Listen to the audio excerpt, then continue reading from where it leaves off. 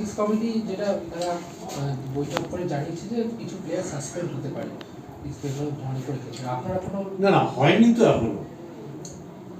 আমাদের পেরেন্ট বডির উপরে যথেষ্ট আস্থা আছে যে এটা তো ঠিক যে আমাদের টিম কোনো রকম আইনের বহির্ভূত কাজ করেনি, কোনো টুর্নামেন্টের নিয়ম লঙ্ঘন করেনি।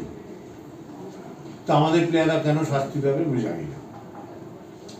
যদি শাস্তি পেতেই হয় তাহলে বোথ পার্টি বোথ ক্লাবের খেলোয়াড়দেরই শাস্তি দেওয়া উচিত।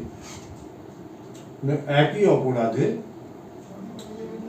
যদি অপরাধ হয় এটাই কিছু, একই অপরাধে দুই ক্লাবের খেলোয়াড়রাই যুক্ত ছিল, নাম্বার ওয়ান। নাম্বার টু, এই যে আমি একটা জিনিস শুনছি যে একটা টাইম নষ্ট হয়েছে, সেই টাইমটাকে প্রোভাইড করা রুলে নেই, কোথাও প্রোভাইড করতে হবে। এবার হতে পারে টুর্নামেন্টটাকে প্রপারলি করবার জন্য কমিটি একটা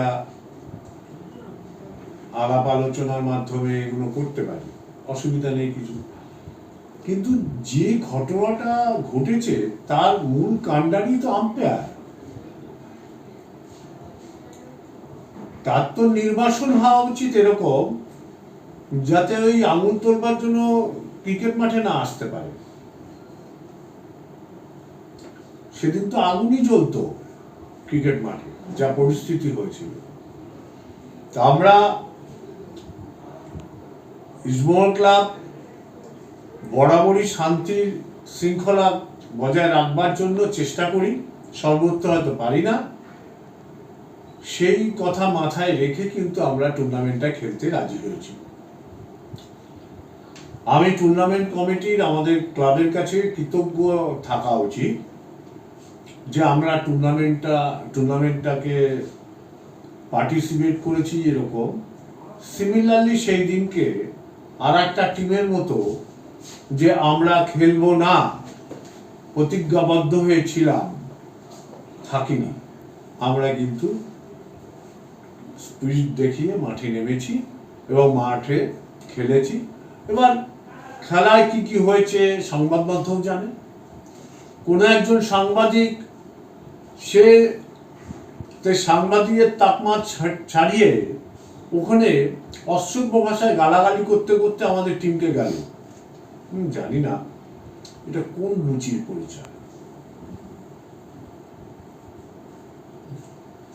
এই খারাপ ব্যবহার